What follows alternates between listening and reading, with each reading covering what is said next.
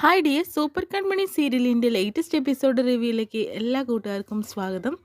അങ്ങനെ കൺമണിയും കൃഷും കൂടി ബലരാമനെ ഒരുപാട് വഴക്ക് പറയാണ്. കാരണം എന്ന് വെച്ചിട്ടുണ്ടെങ്കിൽ, ഇത്രയും ചെയ്തു വെച്ചിട്ട് നിനക്ക് നാണമല്ലേടാ? ഞങ്ങളുടെ മുന്നിൽ റാം എന്ന രൂപത്തിലല്ലേ നീ അവതരിച്ചത്? ഇപ്പോൾ എന്തായി? ഇപ്പോൾ നീ തന്നെയല്ലേ ബലരാമൻ? ഞങ്ങളെ വെറുതെ പറ്റിക്കുമായിരുന്നു. ഞങ്ങൾ നിന്നോട് എന്ത് തെറ്റാടാ ചെയ്തത് എന്നൊക്കെ പറഞ്ഞ് കൺമണിയും അതുപോലെ കൃഷും കൂടെ, കൃഷ്ണായി നിയന്ത്രണം വിട്ടുപോയിരിക്കുക കേട്ടോ ബലരാമനെ കണ്ടപ്പോൾ. കാരണം വന്ന രക്ഷകനെ പോലെ വന്നിട്ട് ഇപ്പോൾ കാലനെ പോലെ നിൽക്കുന്നവനാണിവൻ എന്നൊക്കെ പറഞ്ഞിട്ട് കേട്ടോ. കൺമണി ചോദിക്കുന്നുണ്ട്, നിന്നോട് ഞാൻ എന്ത് തെറ്റാടാ ചെയ്തത്? നീ എന്തിനാണ് എന്നെ ഇങ്ങനെ ആ ഗുണ്ടകളിൽ കൊണ്ട് പിടിപ്പിച്ചതെന്ന് പറയുന്നു. ബലരാമനാണെങ്കിൽ, നിങ്ങൾ പറഞ്ഞതെല്ലാം ഞാൻ അംഗീകരിക്കാം, പക്ഷേ ഒരു കാര്യം ഒഴിച്ച് കൺമണിയെ ഞാനല്ല തട്ടിക്കൊണ്ട് പോകുന്നത് എന്നൊക്കെ ബലരാമൻ കൺമണിയോടായിട്ട് പറയുന്നു കേട്ടോ. കൺമണി അതുണ്ടോ വിശ്വസിക്കുന്നു. കാരണം എന്ന് വെച്ചിട്ടുണ്ടെങ്കിൽ, ആ ഗുണ്ടകൾ അവളെ പറഞ്ഞ് മനസ്സിലാക്കിയിരിക്കുന്ന ഒറ്റ ഒരു പേരാണ് ബലരാമൻ എന്ന് മാത്രം. കാരണം ഇത് സുമിത്രയാണ് ചെയ്തതെന്നുള്ളത് എന്തായാലും ഗുണ്ടകൾക്കറിയാം, പക്ഷേ ഒരിക്കലും തന്നെ ആ പേര് വെളിപ്പെടുത്താൻ സാധിക്കില്ലല്ലോ. അങ്ങനെ കൺമണിയും അതുപോലെ തന്നെ കൃഷും കൂടി അവിടെ നിൽക്കുന്ന സമയത്ത് തന്നെ ബലരാമൻ്റെ ജാമ്യത്തിന് വേണ്ടി വീട്ടുകാർ വന്നിട്ടുണ്ടെന്ന് പറയുന്നു. അങ്ങനെ അവർ രണ്ടുപേരും അങ്ങോട്ട് മാറി നിൽക്കുന്നുണ്ടോ. അപ്പോൾ ബാലുവും അതുപോലെ സുമിത്രയും വരുന്നുണ്ട്, കൂടെ നമ്മുടെ ഭാഗ്യശ്രീയും കൂടി ഉണ്ട്. അങ്ങനെ അവൾ വരുന്ന സമയത്ത് അഡ്വക്കേറ്റാണ്. അതിനുശേഷം തന്നെ അനിരുദ്ധൻ അവിടെ വരുന്നുണ്ട് കേട്ടോ. എന്തായാലും കൃഷും കൺമണിയൊക്കെ ഇവിടെ എത്തിയിട്ടുണ്ട്. കാരണം ബലരാമൻ ഒരുപാട് പരാതികളൊക്കെ ഉണ്ട്, അതുകൊണ്ട് തന്നെ ജാമ്യം കിട്ടുമോ എന്നുള്ളത് സംശയമാണെന്നൊക്കെ പറയുന്നുണ്ട്.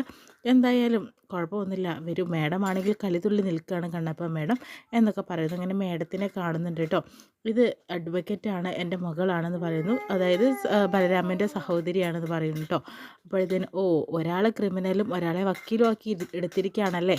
ഒരു പക്ഷേ എന്തായാലും ഒരു ക്രിമിനലുള്ളിടത്ത് ഒരു വക്കീൽ വേണ്ട തന്നെയല്ലേ, അതുകൊണ്ടായിട്ടില്ലേ നിങ്ങൾ ഇങ്ങനെയൊക്കെ ചെയ്തത്. എല്ലാവരും ഒരു ഒറിജിനലാണോ എന്നുള്ളത് എനിക്ക് സംശയമാണ്, ഇവളടക്കം എന്ന് പറയുന്നു കേട്ടോ. അങ്ങനെ ആ ID കാർഡൊക്കെ കാണിച്ചു കൊടുക്കുന്നുണ്ട് കേട്ടോ. ഞാൻ ജാമ്യത്തിന് വേണ്ടി വന്നതാണ് ചേട്ടന് വേണ്ടിയിട്ട് എന്നൊക്കെ പറയുമ്പോഴത്തേനും കൺമണി അവിടെ ഉണ്ട് കേട്ടോ. അങ്ങനെ കൺമണി ഭാഗ്യശ്രീയെ നോക്കുന്ന സമയത്ത്, ഈ കുട്ടിയെ പരിചയമുണ്ടല്ലോ, ഈ കുട്ടിയാണല്ലോ എനിക്ക് എല്ലാ ഇൻഫർമേഷനും തരാറുള്ളത്, പിന്നെ എന്താണ് ഇങ്ങനെ എന്തൊക്കെയാണെന്നുള്ളത് കൺമണിക്കും കൃഷ്ണനും മനസ്സിലാവുന്നില്ല, എന്തൊക്കെയോ ഇവിടെ നടക്കുന്നുണ്ട്. അങ്ങനെ എന്തായാലും മേഡത്തോട് ചോദിക്കുന്നുണ്ട് കേട്ടോ കൺമണി, അതാരാ മേഡം എന്ന് പറയുന്നു. അത് ബലരാമൻ്റെ അച്ഛനും അമ്മയും, മറ്റേ ആ കുട്ടിയാണെങ്കിൽ അഡ്വക്കേറ്റാണ്, ബലരാമൻ്റെ സിസ്റ്ററാണെന്ന് പറയുന്നു കേട്ടോ. ആ സമയത്ത് ബലരാമൻ്റെ സഹോദരി എന്ന് പറയും, എന്തായാലും ഫാമിലി മൊത്തം ഉടായിപ്പാണെന്നാണ് തോന്നുന്നത് എന്ന രീതിയിലൊക്കെ പറയുന്നു കേട്ടോ. അതിനുശേഷം തന്നെ ഭാഗ്യശ്രീയുടെ മുന്നിൽ വെച്ചിട്ട്, നിങ്ങളല്ലേ എനിക്ക് ഇൻഫർമേഷനും കാര്യങ്ങളൊക്കെ തരാറ്, എന്നിട്ട് നിങ്ങൾ തന്നെയാണോ എന്നെ പറ്റിക്കുന്നത്? ഇപ്പോൾ നിങ്ങൾ ബലരാമൻ്റെ അനിയത്തിയായിട്ടാണോ? നിങ്ങളും കൂടി ചേർന്നിട്ടല്ലേ എന്നെ ആ കെണിയിൽ പെടുത്തിയതെന്നൊക്കെ പറയുന്നു കേട്ടോ. മേഡം, ഇവളും കൂടി ചേർന്നിട്ടാണ് എന്നെ ആ ഗുണ്ടകളെ പിടിച്ചു കൊടുത്തത്, എല്ലാ കാര്യങ്ങളും എന്നോട് വിളിച്ച് പറഞ്ഞിട്ട് സത്യസന്ധതയെ പോലെ ഇവൾ നിൽക്കുകയാണെന്നൊക്കെ പറയുന്നു കേട്ടോ. എന്തായാലും എല്ലാം കൂടി ഞാൻ അകത്താകും, എല്ലാവരും കൂടി ഒരു പരാതി ഇങ്ങോട്ട് എഴുതിത്താ എന്നൊക്കെ പറയുന്നുണ്ട് കൺമണിയോട് കേട്ടോ. നിങ്ങൾ എന്നെ ചതിക്കുമെന്ന് എനിക്കറിയില്ല പറയുമ്പോഴത്തേനും സുമിത്ര വന്ന് ഇടപെടുകയാണ്. എൻ്റെ മകൾ നീ എന്താടി പറഞ്ഞത്? അപ്പോഴത്തേനും ഭാഗ്യശ്രീ പറയുന്നുണ്ട്, നിങ്ങൾ ഈ കാര്യത്തിൽ ഇടപെടാൻ നിൽക്കണ്ട, നിങ്ങൾ നിങ്ങളുടെ കാര്യം നോക്കി നിന്നാൽ മതി. ഇപ്പോൾ നിങ്ങളുടെ മനസ്സിലിരിപ്പ് എനിക്ക് മനസ്സിലായി. കൺമണി ഇവിടെ ഉള്ളപ്പോൾ എന്നെ ഇവിടെ വലിച്ചു വരുത്തിയത് എന്തിനാന്ന് വെച്ചിട്ടുണ്ടെങ്കിൽ, അവളുടെ മുന്നിൽ ഞാൻ തെറ്റുകാരിയാക്കണം. നിങ്ങളിപ്പോൾ എനിക്ക് അകത്താക്കാം, എൻ്റെ തലമണ്ട നിങ്ങളാണ് അടിച്ച് പൊടിച്ചു എന്ന് പറഞ്ഞു. ഇനി അതിന് നിൽക്കുന്നില്ല ഞാൻ. മാത്രമല്ല കൺമണിക്ക് ഇനിയൊരു കാര്യം ഇൻഫർമേഷൻ ഞാൻ നൽകണ്ടെന്ന് പറഞ്ഞിട്ട് അവളുടെ മുന്നിൽ ഞാനൊരു തെറ്റുകാരിയാക്കി നിർത്താൻ വേണ്ടിയിട്ടല്ലേ നിങ്ങൾ എന്നെ എഴുന്നള്ളിച്ച് കൊണ്ടുവന്നിരിക്കുന്നത് എന്നൊക്കെ പറഞ്ഞിട്ട് സുമിത്രയോട് ചാടുന്നുണ്ട് ഭാഗ്യശ്രീ. എന്തായാലും ഈ കേസ് ഞാൻ വാദിക്കാൻ പോകുന്നില്ല മേഡം, ഞാൻ പോവുകയാണ്.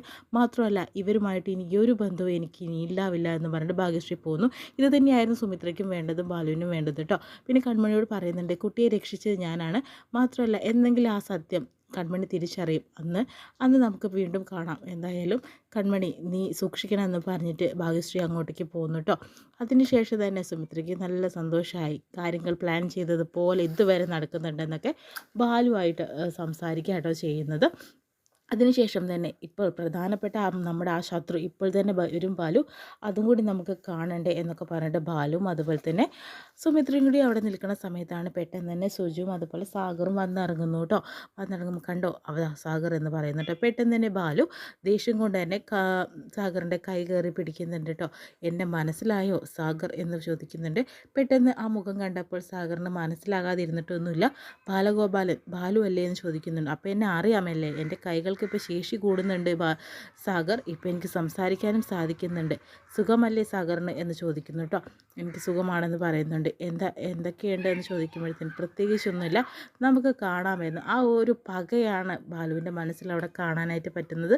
സാഗറിനാണെങ്കിൽ ഒരു ഞെട്ടിത്തെറിച്ചതുപോലെയാണ് പെട്ടെന്ന് ആ പഴയ ശത്രുവിനെ മുന്നിൽ കണ്ടതോടുകൂടി. പക്ഷേ ബാലു ആണെങ്കിൽ എല്ലാം കണക്ക് കൂട്ടി നിൽക്കുകയാണ്.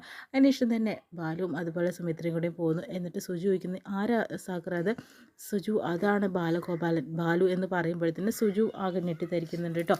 കാരണം ആ പഴയ ശത്രുവിനെ എല്ലാവർക്കും അറിയാവുന്നതാണ്. ഇവരെന്താണ് ഇവിടെ, എനിക്കൊന്നും മനസ്സിലാവുന്നില്ല. പെട്ടെന്ന് തന്നെ കൃഷ്ണൻ്റെയും കൺമണിയുടെ അടുത്തേക്ക് പോകുന്നു. സുജുവിനാണെങ്കിൽ കൺമണിയോട്, കൺമണി മോളെ നിനക്ക് എന്തെങ്കിലും പറ്റിയോ, നിനക്ക് ഒന്നും കുഴപ്പമൊന്നുമില്ലല്ലോ എന്നൊക്കെ ചോദിക്കുന്നുണ്ട് കേട്ടോ. അപ്പോഴത്തേനും അച്ഛ അമ്മേ നിങ്ങൾ വന്നല്ലോ, പിന്നെ ആ പോകുന്നത് കണ്ടോ, അതാണ് ബാലഗോപാലൻ, അതായത് ബാലഗോപാലനും സുമിത്രയും.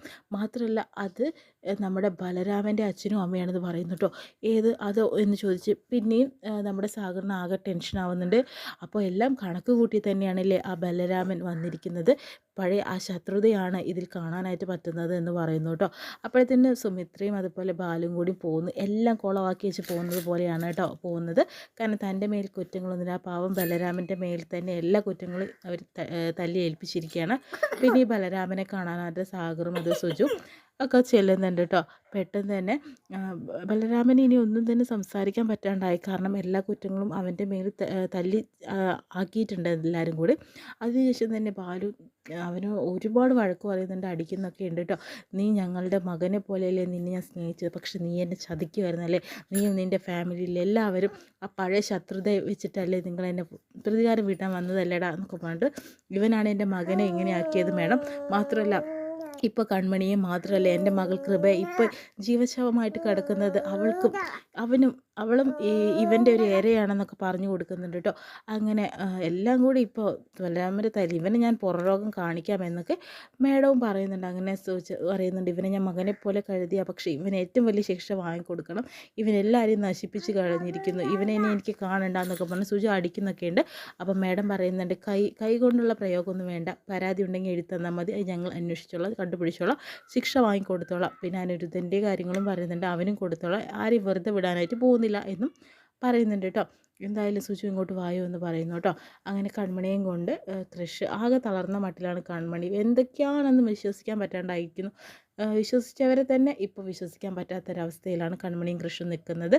അതിൻ്റെ ഇടയിൽ കൂടെ ആണെങ്കിലോ വരുണാണെങ്കിലോ ഒരു നാടകം തന്നെ അവിടെ നടത്തുകയാണ് കേട്ടോ. ബാങ്കിലെ സ്റ്റാഫിനെ വിളിച്ചു വരുത്തി, അച്ഛനും ഉണ്ട്, അതുപോലെ കൺമണിയുടെ അച്ഛനെ വിളിച്ചു വരുത്തിയിട്ട് ആ ഒരു ആധാരം, അതായത് ആ ആധാരം വരുണിൻ്റെ പേർക്ക് എഴുതി വെക്കാനായിട്ട് ശ്രമിക്കുകയാണ് കേട്ടോ. പാവം അച്ഛനാണെങ്കിൽ ഒപ്പിടാൻ പറയുന്ന സമയത്ത് മനോജ് ഇല്ലാതെ ഒപ്പിടില്ല എന്നൊക്കെ പറയുന്നു കേട്ടോ. പക്ഷേ മനോജേട്ടനെ വിളിച്ചു കൊടുക്കുന്നുണ്ട്, അച്ഛൻ എന്തായാലും അതിലൊക്കെ ഒപ്പിടണമെന്ന് പറയുന്നു കേട്ടോ. മോനില്ലാതെ ഞാൻ ഒപ്പിടില്ലടാ എന്ന് പറയുമ്പോഴത്തേനും ആ ഒപ്പിടാതെ വീട്ടിലേക്ക് വരേണ്ട കാര്യമില്ല, ഇനി എന്തായാലും ആധാരം തിരിച്ചെടുക്കാൻ നമ്മളെക്കൊണ്ട് സാധിക്കില്ല, വരുണെ കൊണ്ട് പറ്റുള്ളൂ, എത്രയും പെട്ടെന്ന് ഒപ്പിട്ട് കൊടുത്ത് വാങ്ങണമെന്ന് പറയാട്ടോ ചെയ്യുന്നത്. അങ്ങനെ നിവർത്തിക്കൊണ്ട് ആ പാവം അച്ഛൻ അവർ പറയുന്ന പേപ്പേഴ്സിലെല്ലാം ഒപ്പിട്ട് കൊടുക്കണം. പക്ഷെ മനോജിന് കാര്യം മനസ്സിലായി, ആ ആധാരം വരുണിൻ്റെ പേരിൽ എഴുതി കൊടുക്കുകയാണെന്നുള്ളത്. വിഷമത്തോടുകൂടി കരയാട്ടോ നമ്മുടെ മനോജ് ചെയ്യുന്നത്. പക്ഷേ ഒന്നും തന്നെ പറയാൻ പറ്റില്ല, കാരണം ഇത്രയും വലിയ തുക അവർക്ക് തിരിച്ചടയ്ക്കാൻ സാധിക്കില്ല, അതുകൊണ്ടാണ്. പക്ഷേ അവസാനം എവിടെ ആധാരം എവിടെ, ഇന്നല്ലേ ലോണ് തിരിച്ചെടുത്ത ആധാരം തിരിച്ചു തരാമെന്ന് പറഞ്ഞതെന്ന് പറയുമ്പോൾ സ്റ്റാഫ് എല്ലാം പിരിഞ്ഞു പോകുന്നു. ആ സമയത്ത് വരും, എൻ്റെ കയ്യിലിരിക്കട്ടെ അങ്കിളെ എന്ന് പറയുന്നു കേട്ടോ. അങ്ങനെയല്ലല്ലോ പറഞ്ഞത്, അത് എനിക്ക് തരാമെന്നല്ലേ പറഞ്ഞത്. അങ്കിൾ ഒപ്പിട്ട പേപ്പറിൽ ഒരെണ്ണം എനിക്ക് ആധാരം തിരിച്ചു എഴുതി തരുന്നതാണെന്ന് പറയുന്നു കേട്ടോ. അപ്പോഴത്തേന് ഞെട്ടിച്ചരിച്ച് നിൽക്കുകയാണ് കൺമണിയുടെ അച്ഛൻ. കാരണം ഇതൊന്നും പ്രതീക്ഷിച്ചില്ല, ഇനി ആ പാവത്തിന് എന്തെങ്കിലും സംഭവിക്കുമോ എന്നുള്ളത് കാര്യം മാത്രം അറിഞ്ഞാൽ മതി. ഇത്രയും കാണിച്ചുകൊണ്ടാണ് ഇന്നത്തെ എപ്പിസോഡ് വിശേഷം കാണുന്നത്. അടുത്തൊരു നല്ലൊരു എപ്പിസോഡിന് വേണ്ടി നമുക്ക് വെയിറ്റ് ചെയ്യാം.